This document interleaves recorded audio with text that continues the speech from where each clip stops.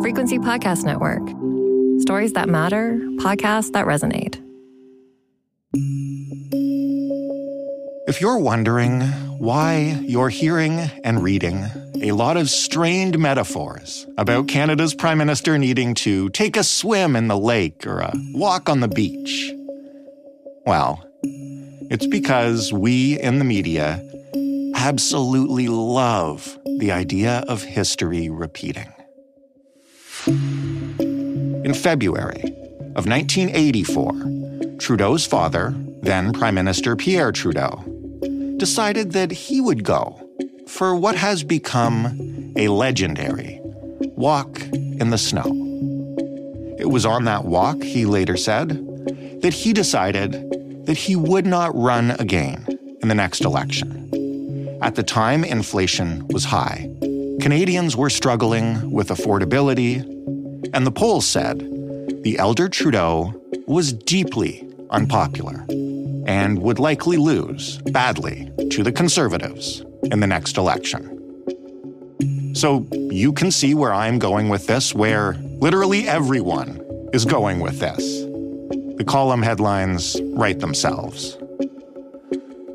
So far, however, despite all of the conditions that he shares with his father's situation, Justin Trudeau has shown no plans to follow those snowy footsteps.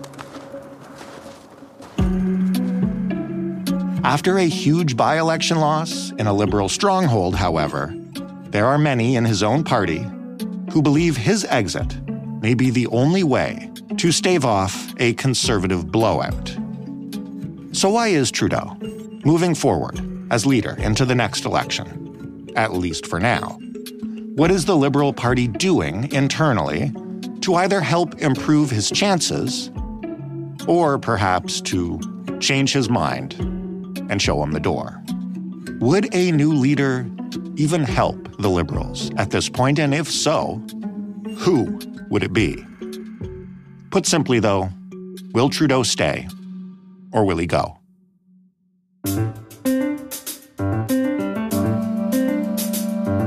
I'm Jordan Heath Rawlings. This is The Big Story.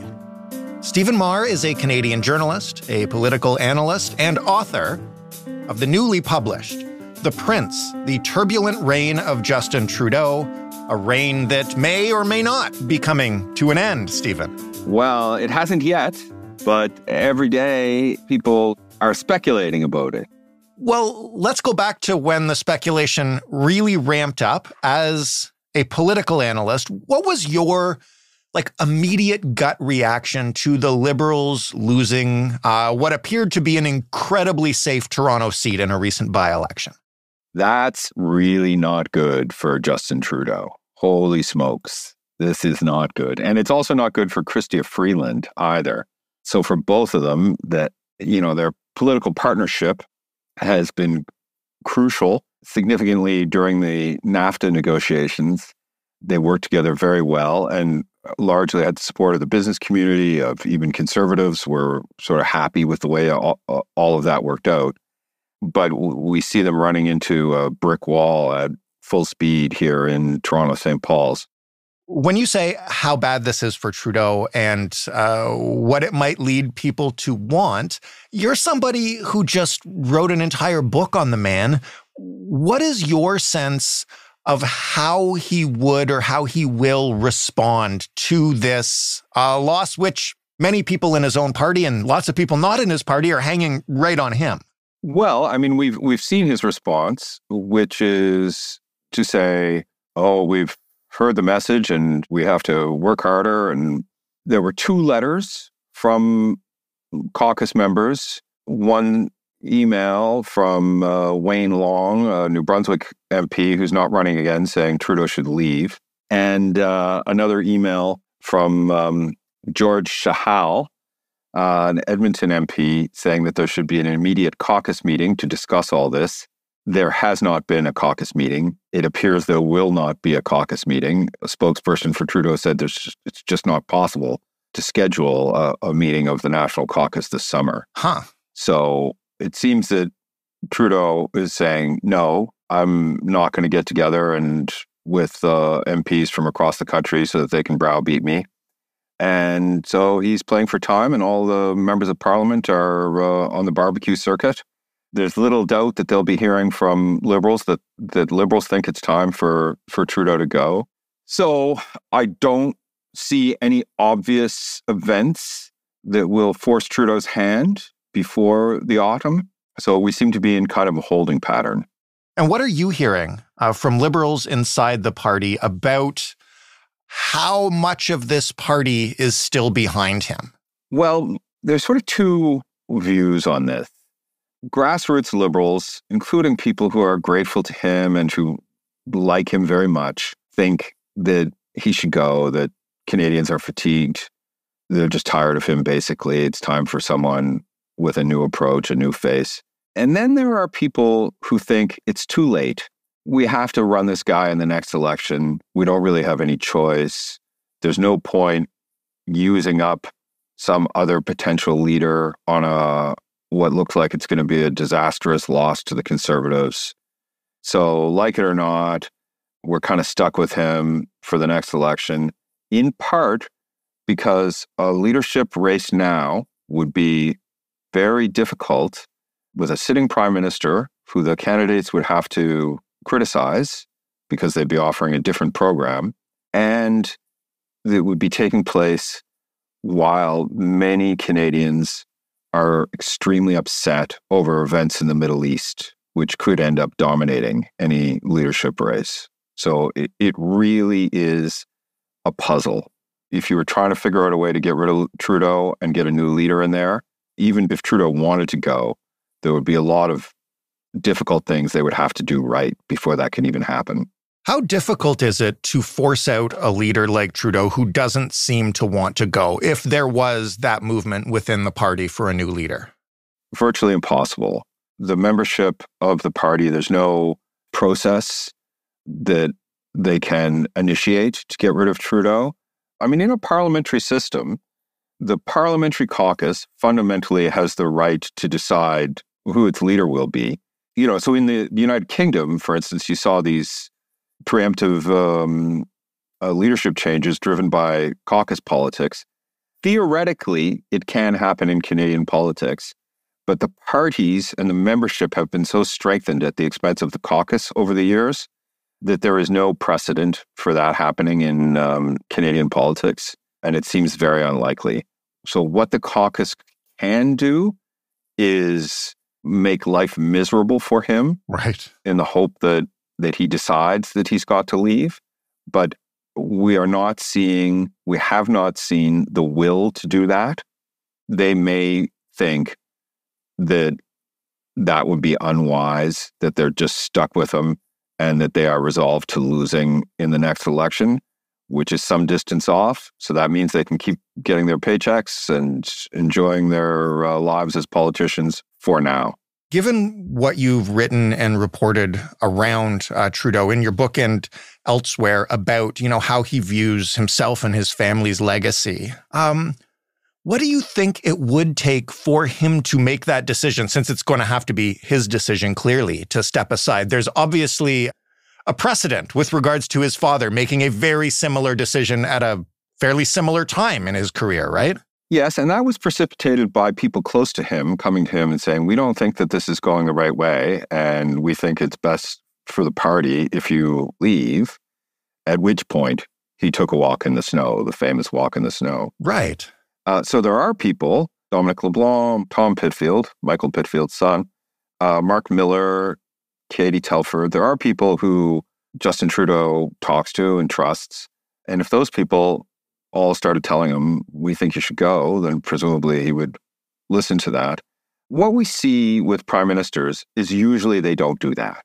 Most prime ministers, they like being prime minister. They live in hope of turning things around. And so they hang on. That's what normally happens. Justin Trudeau is an unusually calculating communicator. He is not going to reveal his inner thoughts to us about this casually or by mistake. So I think he's basically unreadable, except in his actions. And so far, he is acting like someone who intends to hang on and run in the next election.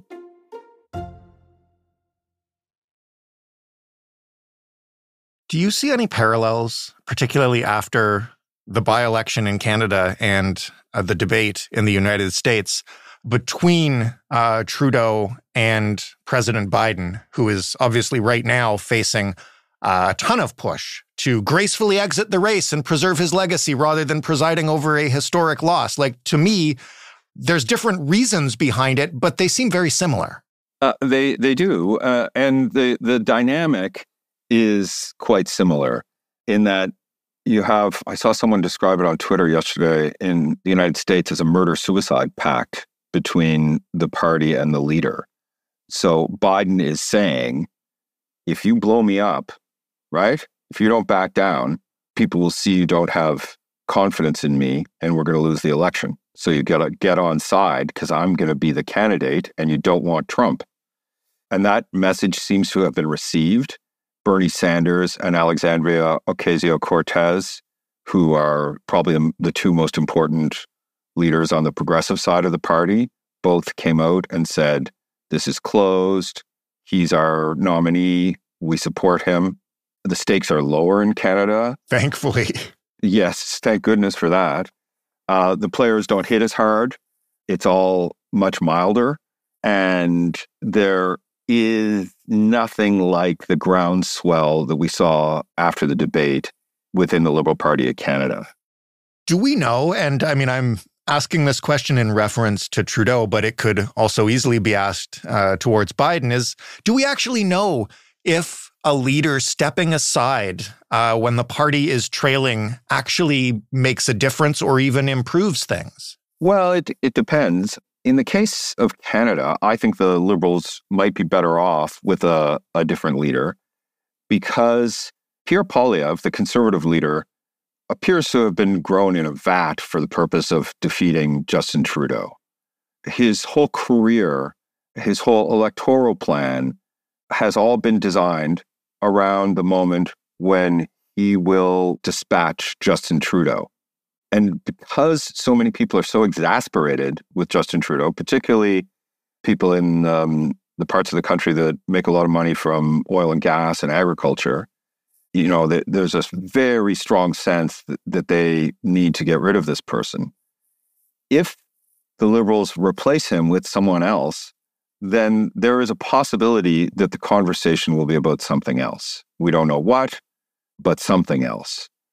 And so it seems to me that it might be good for the Liberals to make that change, and it might be good for the country because an election campaign that's just a referendum about whether people are tired of Trudeau or not won't tell us very much. Don't we already know the answer to that anyway? Yeah, that's the problem. If election is supposed to be about how we govern ourselves, then having an election to get rid of Trudeau seems like kind of a waste of everybody's time. But the problem for the Liberals is they do not know that they've got a better alternative. And of course, they're Liberals. They're thinking about what's best for the Liberal Party of Canada. Well, that was my next question. And you mentioned off the top when we discussed the by-election that this is not great for Chrystia Freeland either. And she was once seen as kind of the next leader in waiting, but she's now so closely associated with Trudeau and the collapse in the polls that, like, what else is out there? We used to hear about her as a possible successor. One does not hear that very much anymore.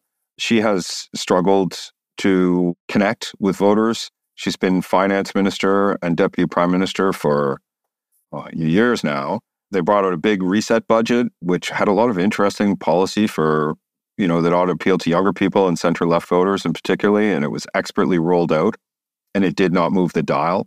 Her hand-picked candidate just lost in the riding north of hers, you know, after a 25-point swing. So it seems obvious that she is not able to sell an economic message, that people have tuned her out as they have tuned out Justin Trudeau. Right. So there are a number of other people. Mark Carney is very interesting, but we've never seen him carry the puck into the corner. And until you see someone do that, there is no way of knowing whether they can do it or not.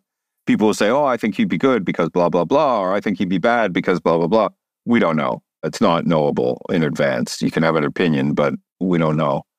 And the other people, Melanie Joly, Anita Anand, Champagne, Sean Fraser, Dominic LeBlanc, they all have pluses and minuses, and we don't know how they would do as leader. Until you're a leader, it's impossible to tell how people would do. So what actually happens next on this? You mentioned there's not going to be a caucus meeting this summer. We're now waiting until everybody comes back to Ottawa in the fall, and the calls may or may not resume again. And also, what do you think will happen personally? If I made you bet as the author of the book, what does Trudeau do from here? I had been thinking that he might go this summer because there's fairly detailed scenarios that I'm hearing from tuned-in Liberals. Well, if he could leave now, and then we could have a leadership convention over the summer and put a new leader in place in the fall. Every day that goes by without him leaving or announcing that he would leave, that starts to seem like more of a distant possibility. You look at what's just happened, the drubbing that the incumbent governments took in France and the United Kingdom, and you think that it's not a good time for an incumbent to face re-election because of the overwhelming difficulty with cost of living. So if I had to bet right now, I'd say they're going to tough it out over the summer and hope that the economy gets better and hope that Gaza ends. There's peace or less war in the Middle East, and that they'll be hoping that the environment is better by the time the snow flies. Well, you can't take a walk in the snow without snow. Yeah. There's some strained metaphors that you see people make. Well, maybe he'll take a walk on the beach or a swim in the lake. Right. Yeah. He gets to decide, which in a way is fair because he's won 3 elections. Yeah. The Liberal Party was nowhere when he took it over, and he built the whole machine. In our leader-centric politics in Canada now, people voted for him, and he still has a legal mandate. It's starting to seem to me that that's not great for the country to have a leader who's so unpopular, but it's not up to me to decide. It's up to Justin Trudeau. Stephen, as always, thank you for this and congratulations on the book. Thank you very much. Stephen Maher is the author of The Prince, The Turbulent Reign of Justin Trudeau, available now, wherever you get your books. Just like this podcast is available right now, wherever you get your podcasts, especially at thebigstorypodcast.ca, where you can search Stephen's name and find many of his previous appearances on this show. You can judge for yourself if those predictions were right or not. You can also send us feedback by sending an email to hello@thebigstorypodcast.ca or by calling 416-935-5935 and leaving us a voicemail. As I mentioned, we are in every single podcast player, and, well, you are in any podcast player that offers the chance to review or rate or share or do whatever. We encourage you to do it. It always helps other people find this show. Joseph Fish is the lead producer of The Big Story. Robin Simon is also a producer on this show. Our sound design this week was done by Christopher Clark. Stephanie Phillips is our showrunner. Diana Kay is our manager of business development. Mary Jubrin is our audience development lead, and I'm your host and executive producer, Jordan Heath-Rawlings. Together, we're the Frequency Podcast Network, and we are a division of Rogers. Come Monday, we'll be back with a fresh big story. We'll talk then.